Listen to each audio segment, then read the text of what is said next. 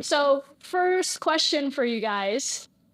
Do you want the edited or the unedited version on a Friday? Unedited. All right. All right.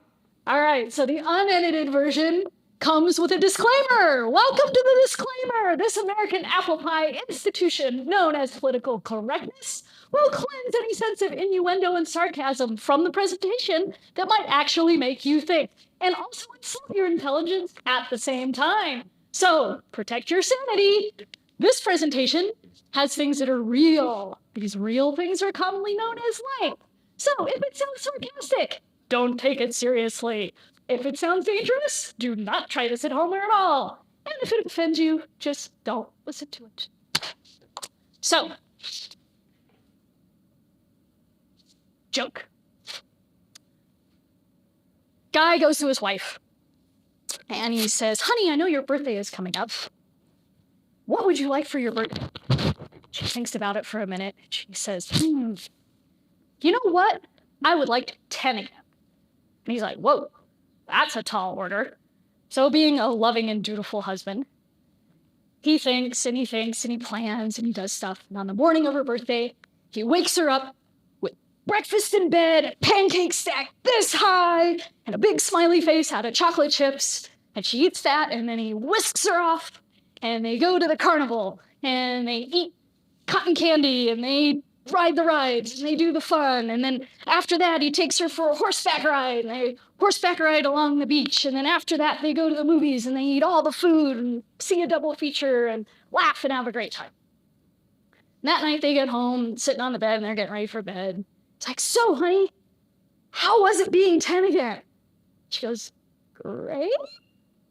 And he's like, well, that's not the answer I was looking for. I worked really hard, and I did all this stuff. No, honey, it was great. You did a fantastic job. I appreciate all the hard work. But what I said was I wanted to be a size 10 again. Now, the point of this, and the point of this entire presentation, is that we as business owners think we know what our customers, and we think we are listening to what they say. But are we? Because if we really listen, that's going to tell us the things we need to do, the things we need to know in order to make our businesses better, to grow the business, to get referrals, to know which marketing is going to actually resonate and where. Okay? So now we're going to switch gears for something completely different and talk about the internal combustion four-stroke engine, which, unless you're driving an electric vehicle entirely, is in your car. Well, still four-stroke, but it might have 8 cylinders. Might have 12. That's 12. I applaud you, sir. First one was built here in the United States in 1798. It took up this entire room, and I believe it ran on kerosene. 1876, Nicholas Otto, German dude. All of a sudden, the Germans take over, and he invented the Otto cycle engine, which sounds just like what it is. It was on basically a motorcycle. Gottlieb Daimler and William Maybach. Daimler and Maybach may sound like familiar names because these manufacturers are still around today. They improve on Otto's design, and this is the first internal combustion engine with a carburetor, and basically the father of everything that we have today. Then this dude, I don't know, you may have heard of him, Carl Benz. Nah. He's the one who actually brought the automobile to the world officially. Yes, we love Henry Ford because he industrialized or weaponized the automobile, depending on how you look at it. But it was really Carl Benz. And then my favorite date, which is not on here, 1899, is when Fiat, the Italians, came up with their stuff. And then, of course, in 1895, not long, 1886 to 95, didn't even make it 10 years, we start racing the things because we're racing. So what does this have to do with anything? Well, let's talk about how an internal combustion engine works. There are 4 things that happen: intake, compression, power, and exhaust. That is a lot to remember, so let me simplify it for you. Suck, squeeze, bang, and blow. You need three things to suck, squeeze, bang, and blow. You need air, you need fuel, and you need spark in specifically measured and timed amounts. You don't just dump a whole bunch of fuel in. You don't just have air everywhere. You don't just set fire off perpetually in order to get the combustion. All these things have to work in concert in measured amounts, kind of like a power symphony, in order to get power, which is the big bada boom. Okay? In marketing, in your business, we have these same three things.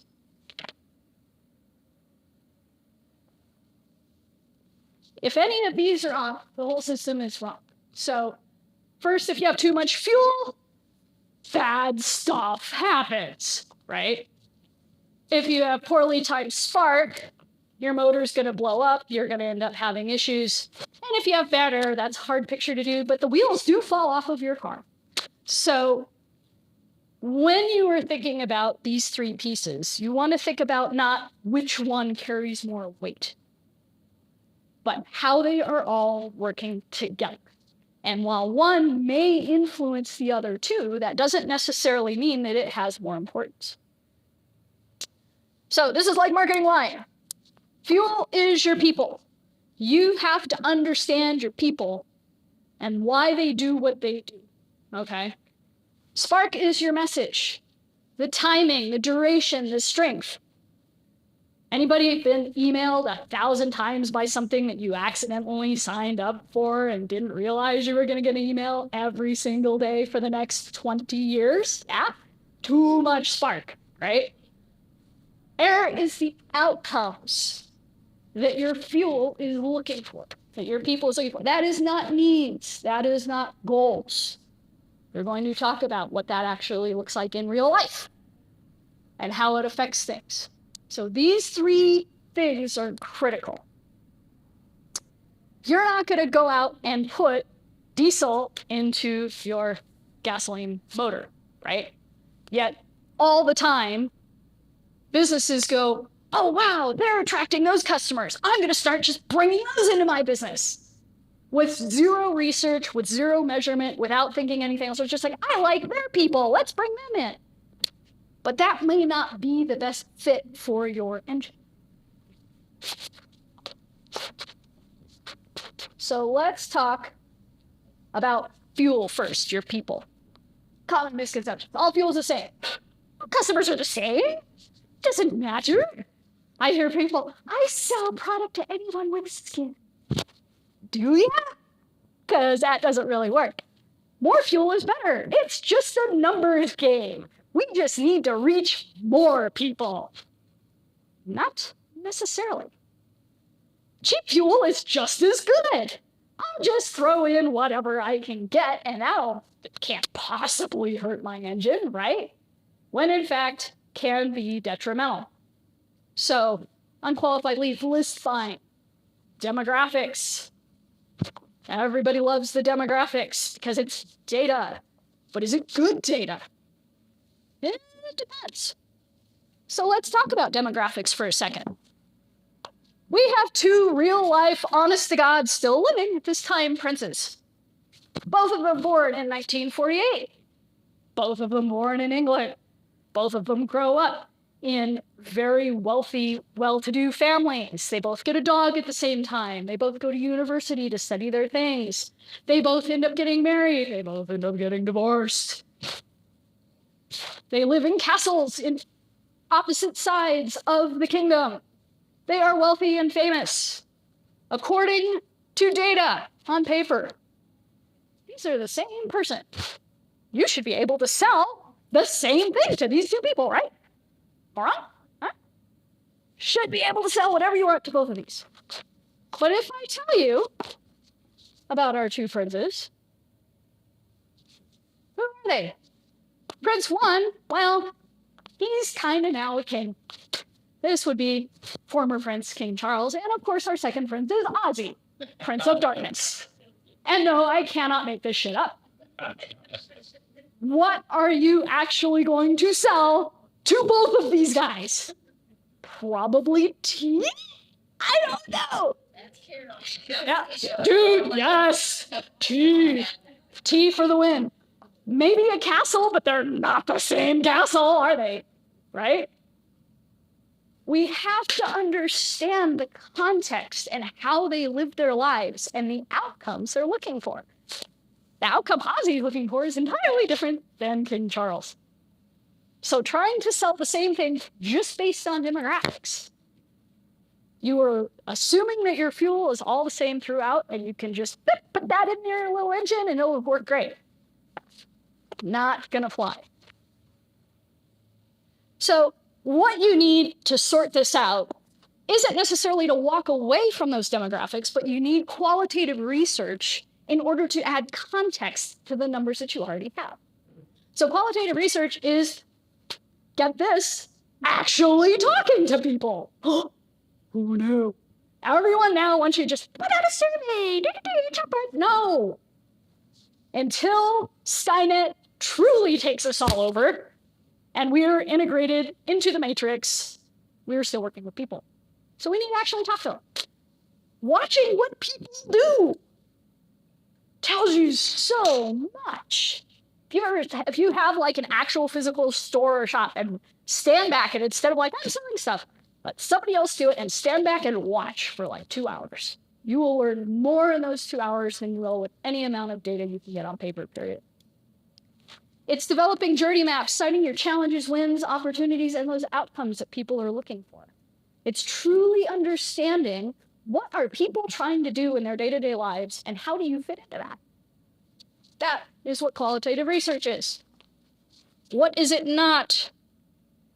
It is not the dreaded NPS. On a scale of 1 to 10, how likely are you to buy this thing? For what? Like, what are you doing with it?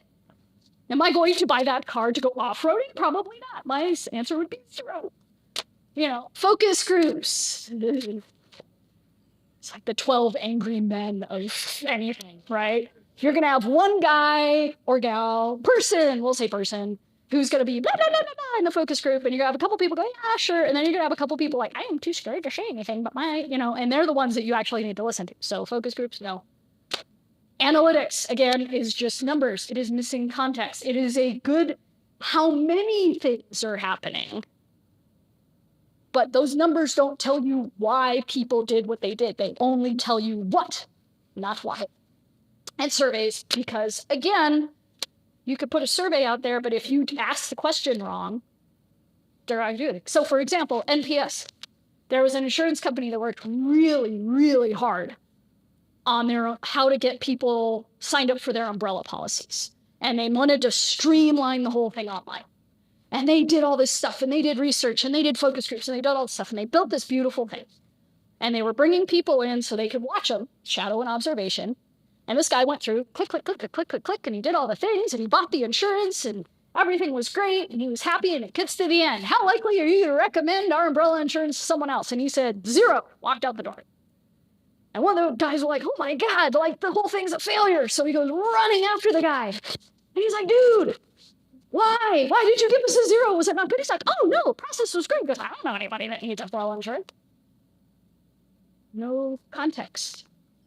We have to have that additional context. Give me the button. So, fun example. This is where the disclaimer comes in, by the way. Mountain Dew, owned by Pepsi. Big company. A few years back, launched epic thrill. Start with a chunk.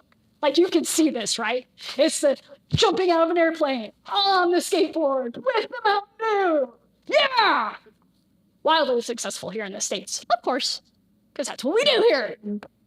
Well, what's the next logical thing with it being wildly successful? Where else they speak English? Hey, the UK, let's send this over to England and Scotland and all those places. They speak English, we don't have to do anything, we could just launch this. So they send it over there. 48 hours later, have to pull everything. Everything. Now, it doesn't help with the magazine ads and the billboards, but all the digital, everything else gone. Why? Because in Scotland, chunk is slang for masturbate. So, not quite the message that Mountain Dew was going for. Of course, all the teenage boys thought it was great. Parents, not so much.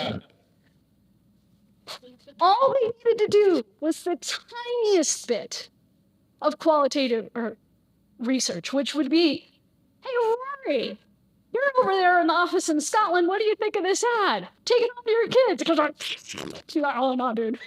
That's it. That's all they wanted to do. But they didn't. They were like, American boys and British boys aren't the same. We can sell this stuff. Fail. So let's talk about a little more of a business that's relatable thing. Barnes & Noble added 30 new stores to their stuff. And a new Matrix movie just came out. What year is it?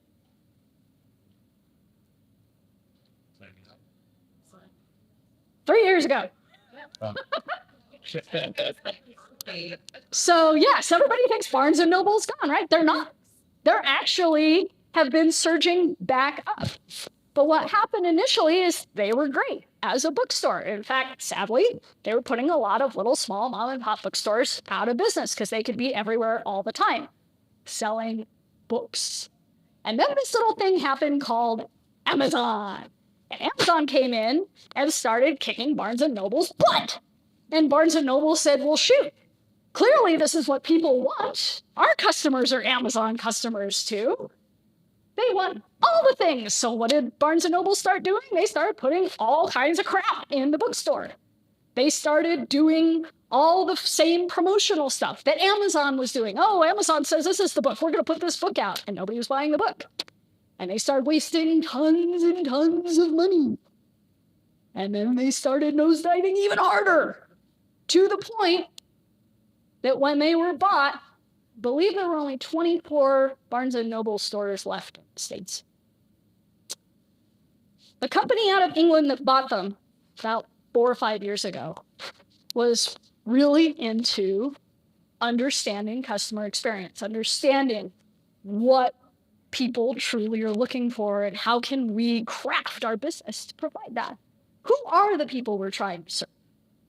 So they went in and they looked at these 24 successful stores. And each one of these stores somehow miraculously had been left alone by corporate. And each of the managers had noticed that there were trends like, oh, in our city, people are really into beekeeping. So they had like a completely dedicated beekeeping section and a little display out front. And they would have beekeeping meetings there. And it was like this community hub. Another store was all about car fixing. Another store was about politics. And they went, maybe if we let the bookstores be bookstores again and actually help the community, because, gee, trying to find a book online with the reviews is still hard. Do they like what you like? Like, gee, it's great. Does not help, right? If you're looking for something specific, knowing that that's the book you need because others in your community are saying, yeah, I'm recommending it and stuff, and then you can just walk into the store and get it, is a huge plus. So that's what they built. Our customers are local buyers. Let's help them be local. We want a community of books and resources, not just an online retailer. We want refined choices of what we're doing here that has meaning to us. If we want whatever, we could just go buy that. We want something that has meaning. So our job is to create bookstores which are attractive for browsing, where people want to spend time and discover books, not buy endless crap. We got Amazon.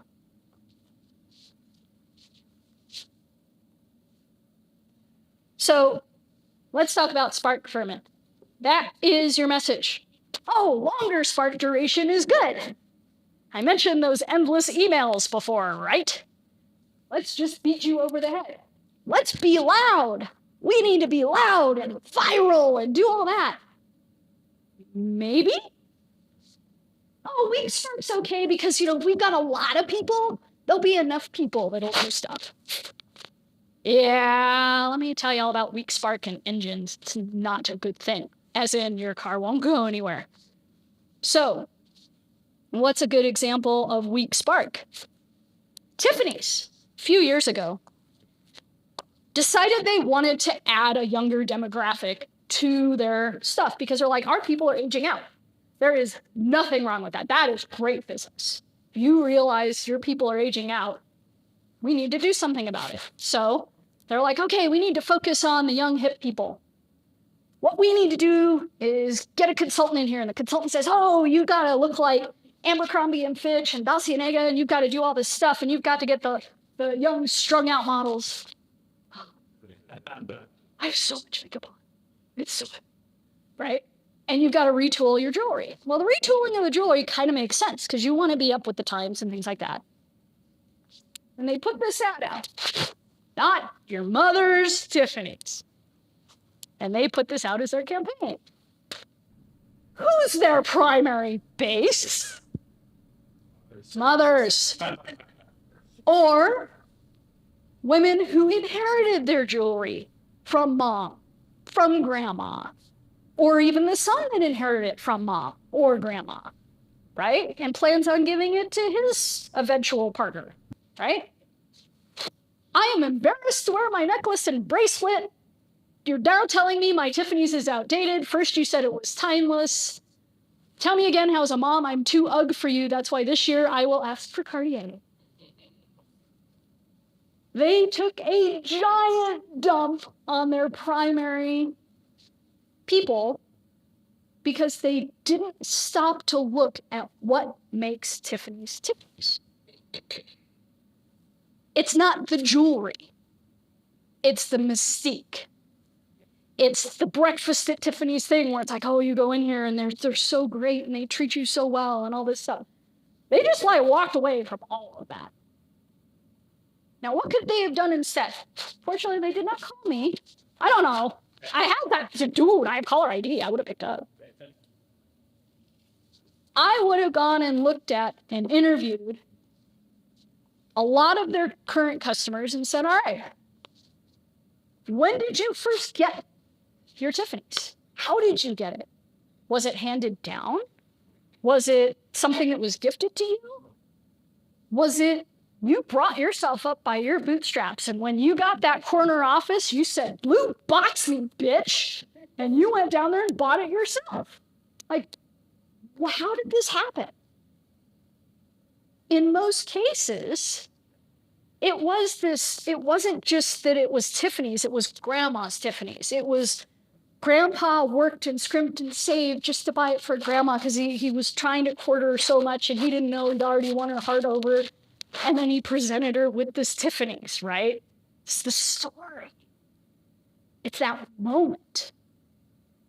That is what Tiffany's is about. And you don't have to walk away from the younger generation with that. Instead, now you're talking to both your current clients and your future ones. What is that Tiffany moment? Is it when you get that corner office? Is it when your daughter or your son graduates from college? Is it when you get married, have your first kid? How do you want to celebrate that Tiffany's moment? That is how you integrate both the outcomes people are looking for, what the brand stands for, and put all of the things together to make the engine work. But again, they didn't talk to me.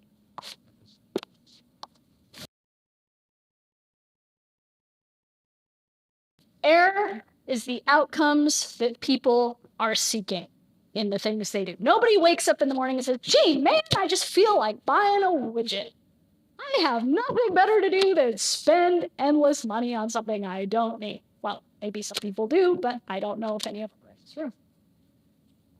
Error is everywhere all the time. Everyone has problems. We could just solve all the problems. You know, everyone breathes the same air. Everyone wants the same thing. The most common need speaks to the most customers. Not necessarily. So what does it look like to talk about outcomes? There was a townhome company that was building row homes during the big boom of 2020.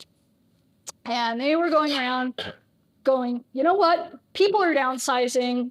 We can appeal to downsizing. Well, who's downsizing? Seniors. Seniors are downsizing. We're going to focus on that. And we're going to put these row homes together, and we're going to do this stuff. And they did focus groups. And they're like, oh, yeah, we want stainless steel appliances, and we want this, and we want that. Okay, so they built all these things, and they put them on the market, and they said, if you're a senior downsizing, you should come get our stuff. Crickets. They sold none of them. They started to freak out. They lower the price. They get in another focus group. They say, what else? What else do you guys need in here? What else do you guys want? Like, oh, we want a breakfast nook. Oh, we want a bay window. Oh, we want subway tile. Blah, blah, blah. And they're like, okay. So they spend some more money. And they go and they put in all the stuff that the focus group needs. Lower the price. And proceed to sell zero. While everyone else in the market is killing it. And they're like, oh, shit. We have done something wrong here.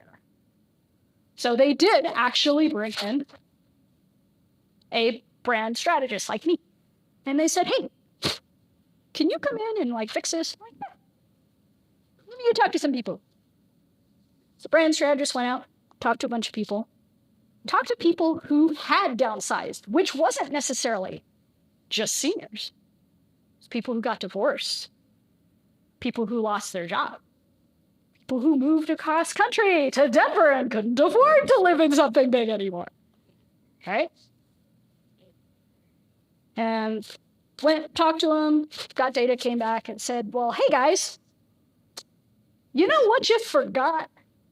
Moving sucks. You're talking about this thing, but you haven't actually fixed the outcome. And moving is hard. And downsizing is even harder. If you are older and you've raised your kids on that dining room table, you come into this place, breakfast nook, and there's nowhere for the dining room table, and the kids don't want it. Do you want to let go of all those memories of showing them how to do their homework on that table yet? Not gonna move in here. There's nowhere for these people to entertain. If you have just changed jobs and moved across country, and you want your family to come, where are they gonna go? There's nowhere, because if you're downsizing, your crap is taking up the whole spare bedroom. Oh, by the way, with all this going on, where are they going to store their stuff? Like, let's say they can't store it in the spare room for whatever reason. Now they've got to get a storage unit, go back and forth. How do you know what to keep and what to get rid of? If you get rid of that thing, are you going to need it 2 months from now, have to buy it again? If you're on a limited budget because you're downsizing, that doesn't work. So these are all hard problems. So here's what we're going to do. We're going to go, and that stupid breakfast nook you put in, you're ripping it back out. Because we got to make room so that a reasonable sized dining room table can fit in there so they can bring it. You know that 17-piece bathroom that you can bowl in? We're going to take that down to a more normal size, and that's going to produce a sorting room where they can bring their stuff and figure things out. Now, I know you're all excited to build that next set of townhomes, and you've got the detached garages behind it that you've already built, but you haven't built the townhomes yet because you don't have money from these, right? So we're going to take those garages you already have built, and everyone that builds a townhome gets use of that thing for a year for free on site to store their stuff. Because now they don't have to go across town. Now they don't have to rent the stuff. They don't have to worry about how much stuff they're bringing. They can bring it. We could solve this. So yeah, you're going to spend a little more money, guys. And yeah, you're going to be out your garages for a little bit. But we're also going to raise the price from your initial price 20%. And they were like, what? Like, we haven't been able to sell these things on discount. Are you kidding me? So they do these things. They put it back out. They address these outcomes. You don't have to sort your stuff out. You can have your family here. Don't have to worry about these things. They flew out of the market like hotcakes, and they sold the next 2 developments on deposit instantly because they solved outcome. They fixed the problem, not even need. We have to think about what it is we are doing that is improving people's lives. Not, gee, our thing has 17 features. Yay! Because that's not what's solving people's problems. So another very quick example, Betty Crocker, back in the day. Big company, right? In the 40s, after the war, powdered things were the rage because we had to do powdered things for our troops in order to feed them. World War II. So Betty Crocker came up with their cake mixes because all of a sudden, all these gals were needing to do a lot of stuff. They're trying to take care of the kids. They're trying to do things. Hey, we can make your life easier. Look, it'll be so much easier. And first it was fine. And then the sales kept going down and the sales kept going down. So they put out coupons. The sales kept going down. And they're like, huh. But Betty Crocker was smart. They're like, let's go talk to people and find out what's going on here. Well, what was going on is it was too easy. All you had to do was add water and stuff. And these were women that were like, I want to give back to my family. I want to feel like this has meaning. I want to feel like I'm doing something. And when I just put the water in addition, it's like better than what I make. So I feel really guilty, like I'm cheating. I'm not really doing it. And they went, huh, that's interesting. Okay, need to feel like you're doing something. Tell you what, we'll change the box and have you add 2 eggs. They changed nothing about the product, but they're like, look, you add 2 eggs and you're baking. And guess what? Now there was that ownership. Shot way up. Things are great. Well, then it started to go down again in the 70s. And they're like, what the heck? Can't add more eggs. Already did that. That's not going to work. So they did more research. People were trying to figure out ways to make their cake more personal. Anybody can make a cake. How can you make a cake more personal? Ha! Frosting. So then they started adding frosting. And then the 80s had what? It's one of my favorite things. Again, this dip happened. Okay, you've got frosting and stuff. Sprinkles. Let's add sprinkles. Right? So at each time, it wasn't about, here's a new feature. It was about, here's how we can help you love your family more. Here's how we can make this yours. Yes, you're using our product, but it's yours. You can be proud of doing these things with our help. So it's like less brain damage, but all the great. They have survived all this time, right? It's still around today, doing great stuff. But it's because they stopped to think about what is truly the outcome we're working towards and how can we improve people's lives with the things we're doing.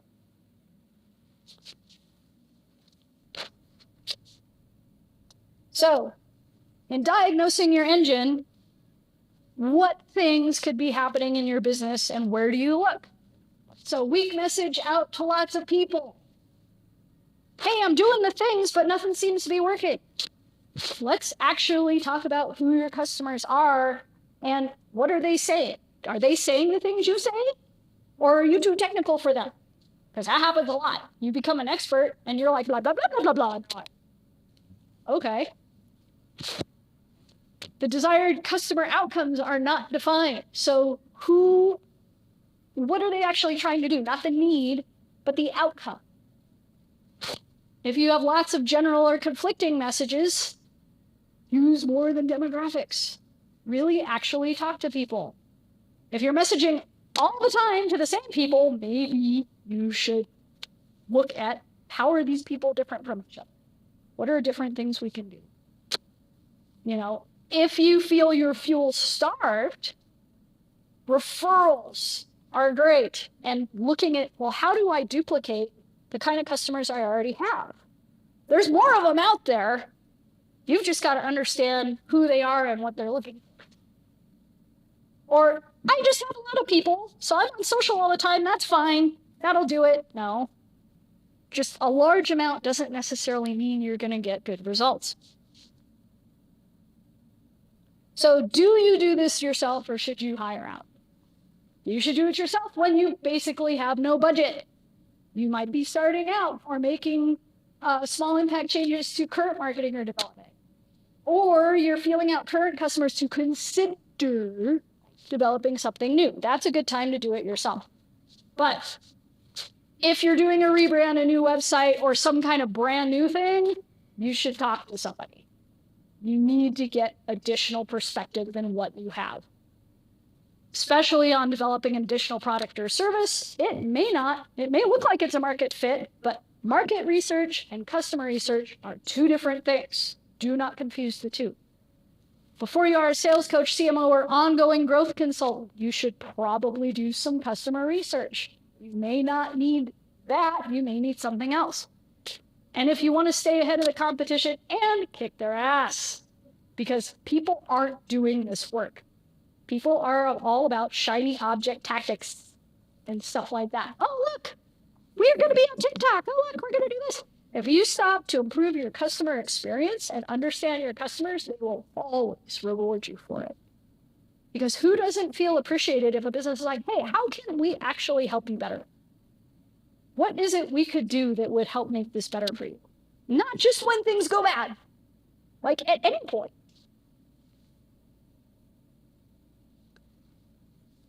So in closing,